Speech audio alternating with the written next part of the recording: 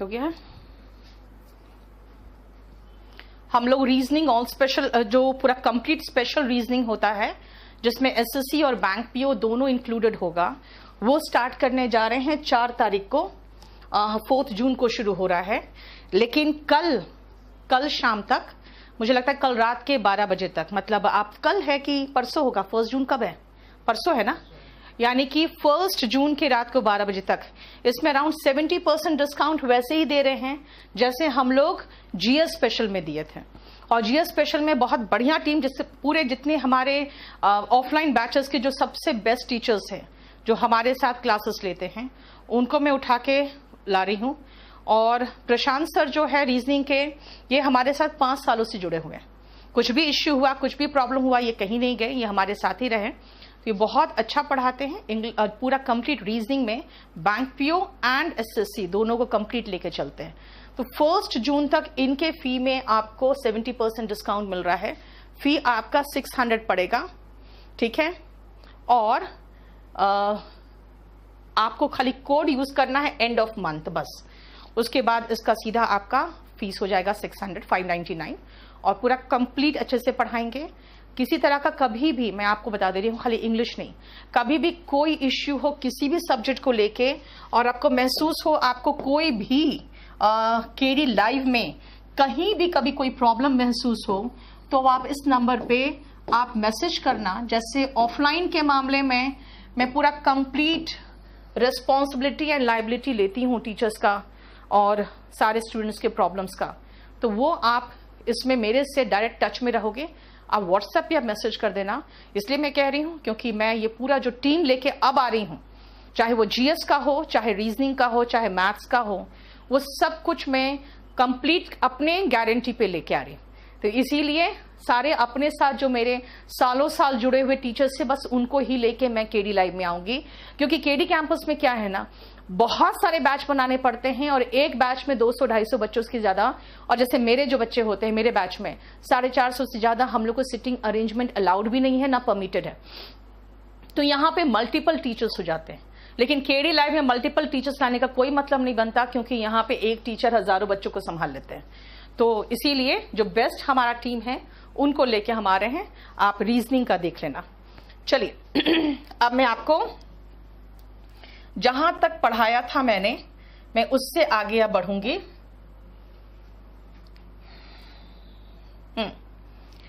Last class में मैंने आपको एपोस्ट्रोफी का पढ़ाया था। देखो तो मेरी लिप सिंकिंग वगैरह सब कुछ ठीक है ना? एक बार चेक कर लो।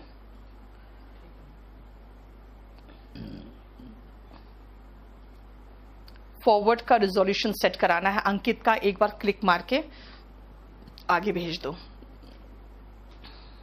आज ज्वाइन किया है आनंद, तो प्लीज आप नाउन से ज्वाइन करो, शुरुआत से चैप्टर देखना बेटा, नहीं तो आपको प्रॉब्लम होगा, ठीक है। इसमें बेटा this is my friends Ram's house में विजय में कह चुकी थी, एपोस्ट्रोफी एस फ्रेंड से हटा दो, क्योंकि एक ही लड़का है जिसको फ्रेंड राम बोल रहे हो, तो राम में एपोस्ट्रोफी एस लगाओ ना, राम्स हाउस।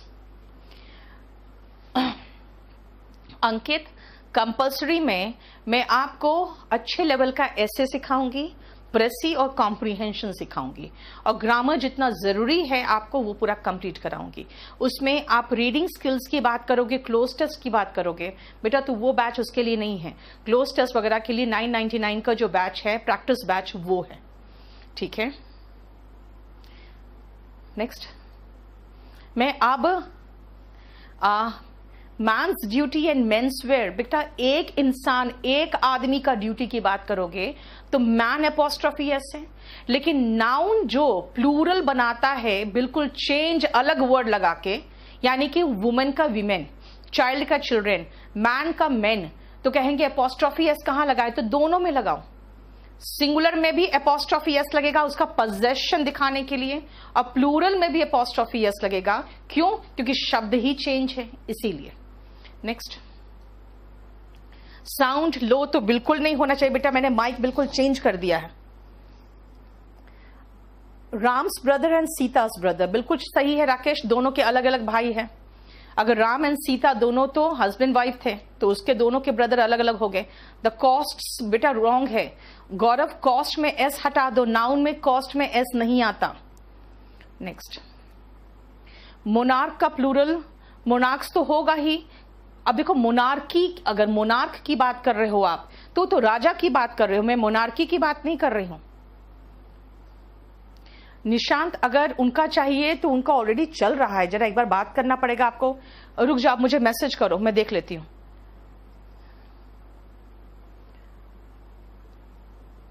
फीस बेटा मैंने कहा आपको भी 1 जून तक तो आपको 600 पड़ेगा, उसके बाद ये अराउंड 1200 से ऊपर जाएगा कुछ। नेक्स्ट, इंग्लिश में देखो बाइलिंगुअल होता है बेटा, हमारा जीएस हो, मैथ्स हो, रीजनिंग हो, सब बाइलिंगुअल होता है ताकि दोनों मीडियम के बच्चों को प्रॉब्लम ना हो। नेक्स्ट, जीएस का बैच 3rd को शुरू हो रहा है। नेक्स्ट, अब चलिए मैं अब आपको आगे पढ़ाती हूं, ठीक है? अब मैं आगे चलती हूं।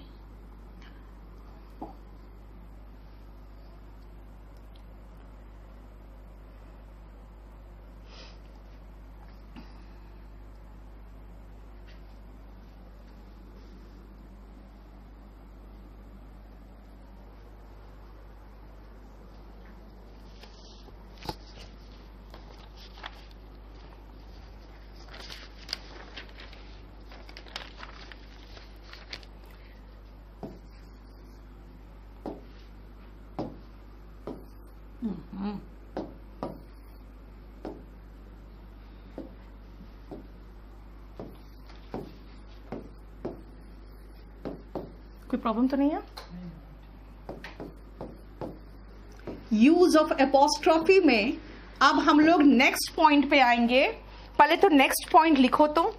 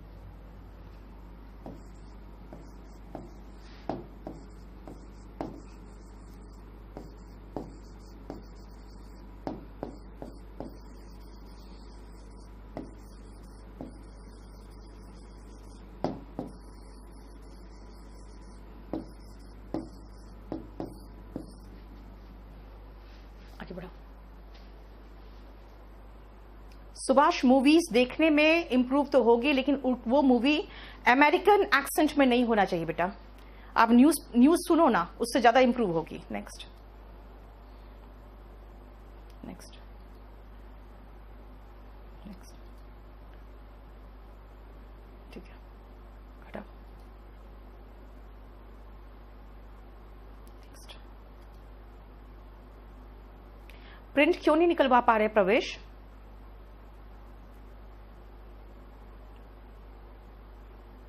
वैशाली, वॉल्यूम 1 वॉल्यूम 2 जरूर देख लेना बेटा, और लास्ट में सिमेंटिक्स से प्रैक्टिस कर लेना, ये कहा है मैंने वो कैप के लिए। नेक्स्ट, पोजेशन बेटा अधिकार कोई चीज में। मेरी किताब, राम की किताब, ये अधिकार दर्शाते हैं ना, पोजेशन वही है, ठीक है। बॉयज का स्कूल तो बॉयज स्कूल आ गया, वॉल्यूम 1 आ गया। मार्केट में तो बेटा अभी मार्केट ही नहीं खुला है, इसलिए मैं ऑनलाइन दे रही हूं सबको। चलिए शुरू करें।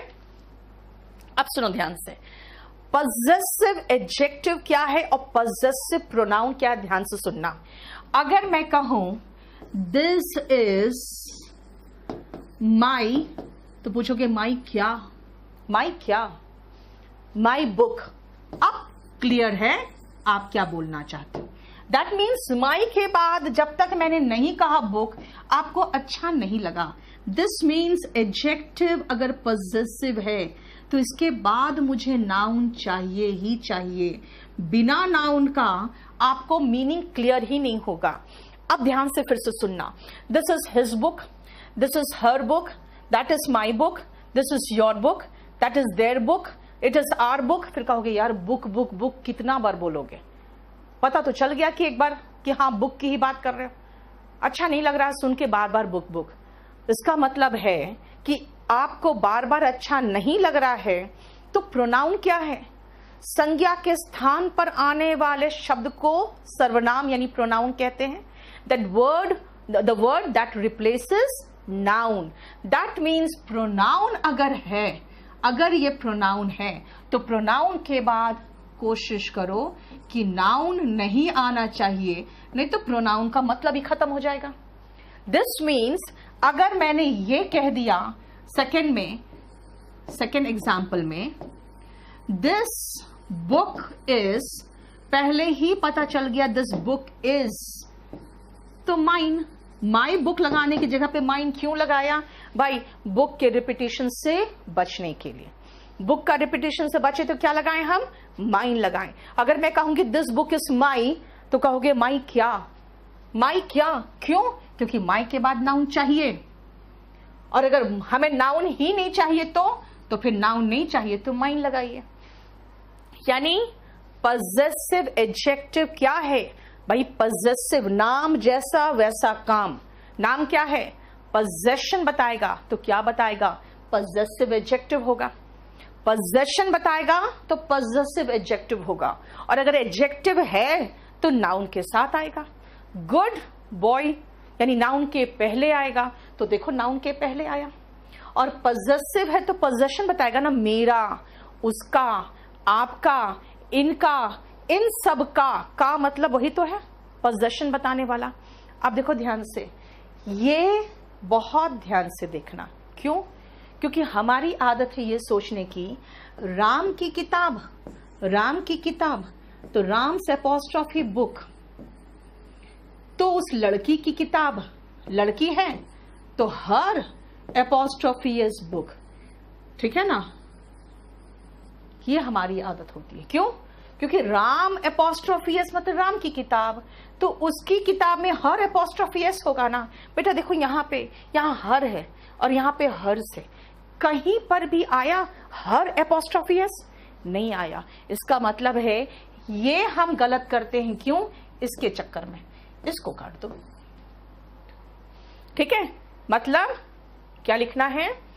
पॉजेसिव प्रोनाउन बिल्कुल पोजेशन ही बताता है। किसकी तरह? वही जो अभी पढ़ा रहे थे जितना, लेकिन उसमें एक ही डिफरेंस है कि वहां पे हम एपोस्ट्रोफी एस लगा रहे थे और पॉजेसिव प्रोनाउन में एपोस्ट्रोफी नहीं आया, सिर्फ एस आया।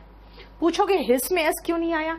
भाई HIS में एक और एस लगा दोगे तब तो हिस हो जाएगा, यानी कि फुफकारना, जो कहते हैं ना सांप फुफकारता है, वो हो जाएगा।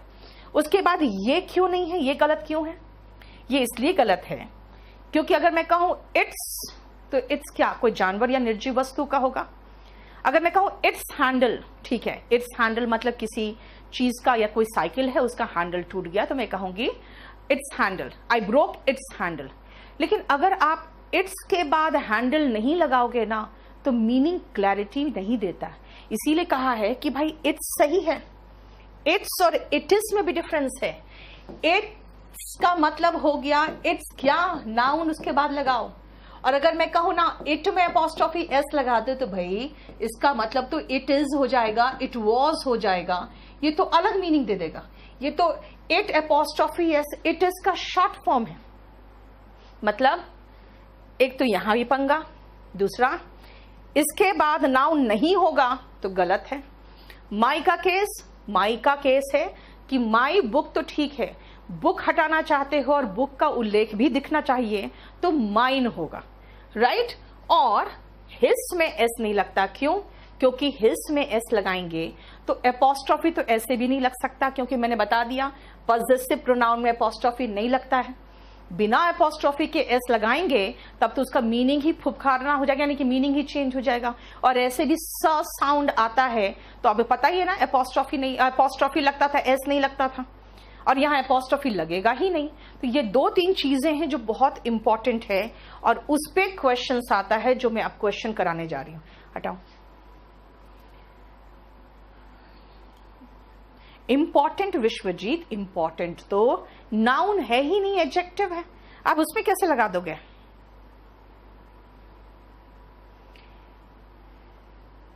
यू हैव के साथ एपोस्ट्रॉफी कैसे लगा दोगे बेटा? वो अगर यू हैव का शॉर्ट फॉर्म जो है ना इसके तरह है, यू हैव का शॉर्ट फॉर्म ऐसे बनेगा, लेकिन ये एपोस्ट्रॉफी शॉर्ट फॉर्म करने के लिए आ रहा है। जैसे यहां पे एपोस्ट्रॉफी एस जो लगा रहे हैं वो शॉर्ट फॉर्म करने के लिए आ रहा है, वो पोजेशन बताने के लिए नहीं आ रहा है। गर्ल्स ऑफ कश्मीर गलत हो गया ना सागर राज, आपने गर्ल्स कश्मीर की लड़कियों की बात कर रहे हो तो गर्ल्स लिखो ना, एपोस्ट्रॉफी एस क्यों लिख रहे हो? गर्ल्स में एस लगाओगे तो लड़कियां हो गई, और गर्ल में एपोस्ट्रॉफी एस लगा दोगे तो एक लड़की जो है उसका हो गया, उसका क्या, उसकी किताब है ना, उसका भाई, ये हो जाएगा। सुनंदा, पीओ का बैच का कनेक्शन आज कुछ इश्यू हुआ है, मैं क्लास 20 मिनट ले चुकी थी, तब कनेक्टिविटी का कुछ इश्यू हुआ था, तो इसीलिए फिर मुझे रोकना पड़ा। अराउंड 20 मिनट्स क्लास चला के अब आपको कुछ नहीं मिलेगा आज, रुको मैं आप लोग से बात कर लूंगी फिर। नेक्स्ट अनूप, आज तो साउंड बिल्कुल सही होना चाहिए था बेटा। न्यू नो बाउंड का मतलब होता है बेटा सीमा नहीं रही, जैसे मेरे दुख की कोई सीमा नहीं थी तो क्या होगा, माई सॉरो न्यू नो बाउंड। अब चलो सेंटेंसेस लिखो जो मैं लिखवाती हूं, उससे रिलेटेड क्वेश्चंस बनाएंगे।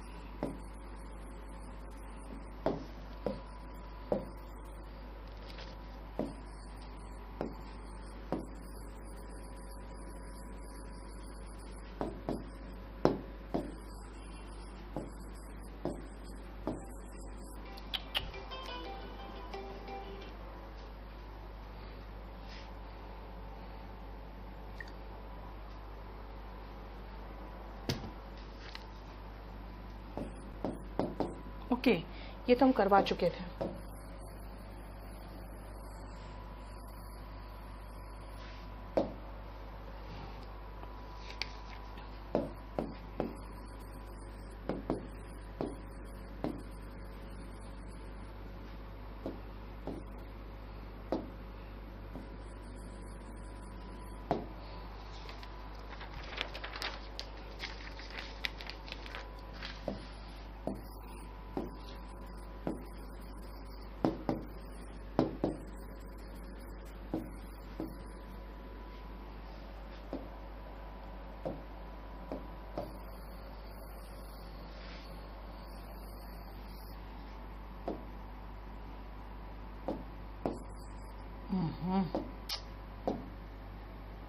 क्या हुआ?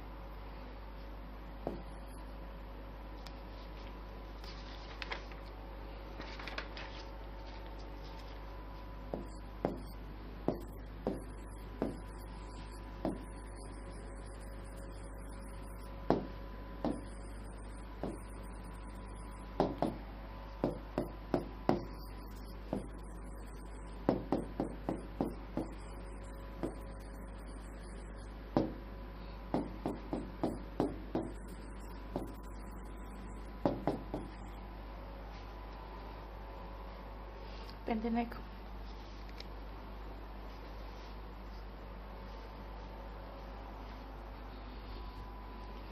ये क्वेश्चन देखो अब,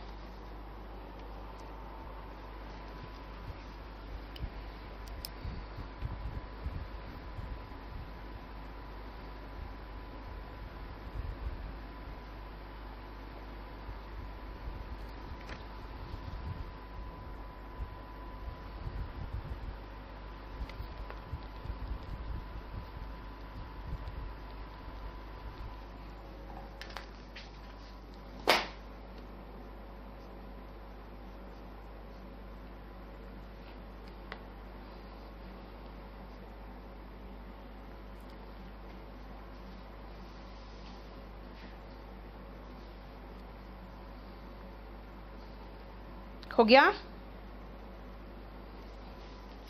चलिए ध्यान से देखिए, मैंने कहा था this book is hers, apostrophe s तो होता ही नहीं है, तो एपोस्ट्रॉफी एस हटा के क्या लगाएंगे? हर्स लगाएंगे ना, सीधा सीधा। दिस बुक इज हर्स, है ना, क्योंकि एपोस्ट्रॉफी एस वाला तो है ही नहीं, और लास्ट में अगेन नाउन होता तो हर बुक होता, हमने उस बुक को तो आगे ही लगा के छोड़ दिया है। The dog had a chain around, उसके गर्दन के चारों तरफ ना इट्स नेक होगा, ठीक है। चलो इसी पे एक और क्वेश्चन लिखो, तो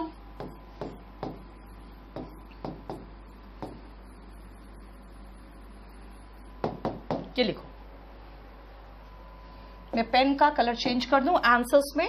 मैंने क्या कहा, इसको इट एपोस्ट्रॉफी एस, इसका मतलब तो हो जाता है इट इज, जो कि रॉन्ग मीनिंग देगा।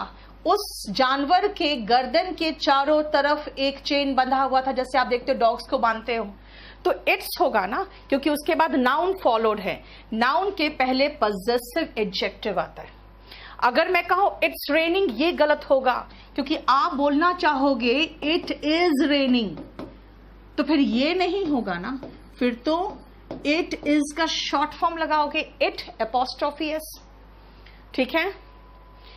थर्ड में आओ, हमें पता है योर में एपोस्ट्रॉफी आता ही नहीं है, और लेटर राइटिंग में टियर 3 में जैसे आप इसको लिखते हो यहीं पर एक मार्क सीधा कटता है, क्योंकि योर्स सिंसियरली में योर और एस के बीच में एपोस्ट्रॉफी नहीं होगा, क्योंकि ऐसे ही नहीं है, हमें पता है। पजेसिव का मतलब तो बता दिया मैंने। नेक्स्ट, शौर्या, वो मैं देख लेती हूं, आज बता दूंगी आपको कल स्टेटस आपके बुक्स का। ओके ठीक है अंकित, ये देख लेती हूं मैं।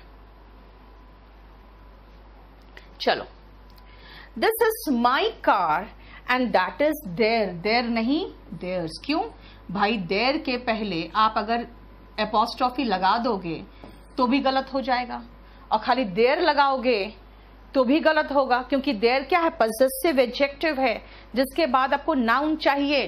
तो this is my car and that is their car, car का रेपिटेशन हो जाएगा, रेपिटेशन से बचना है तो देयर्स लगा दिया।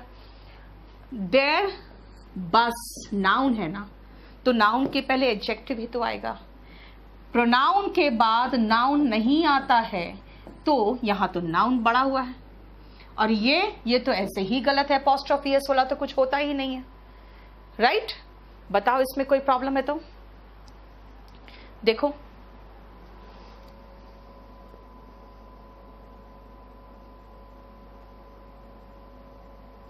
क्लियर। ये हमारा पजेसिव एडजेक्टिव वाला मामला खत्म हो गया। kdpublication.com से कमलदीप। नेक्स्ट, क्लास 5 बजे शुरू हुई बेटा। अभिषेक ऐसा नहीं है, इसको ऊपर वाला क्लिक मारो, अभिषेक वाला भेजो उधर।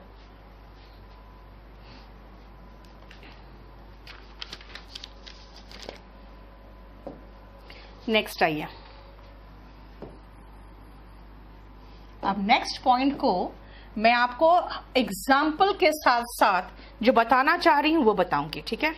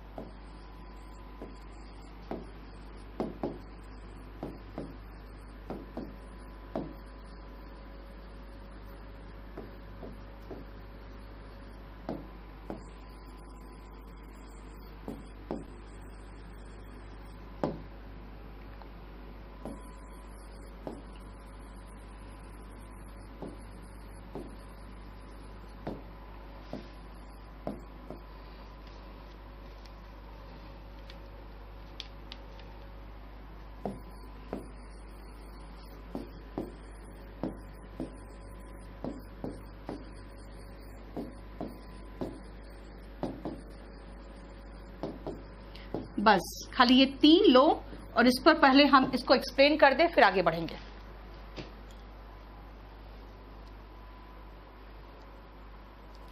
द चिल्ड्रंस डॉग्स मैंने बताया था बेटा, वो करा दिया था। वो तो एपोस्ट्रोफी एस आया है 2 जगह अलग अलग आया ना, अब ठीक है। 2 एपोस्ट्रोफी एस तुरंत एक दूसरे के बगल में नहीं आना चाहिए। नेक्स्ट,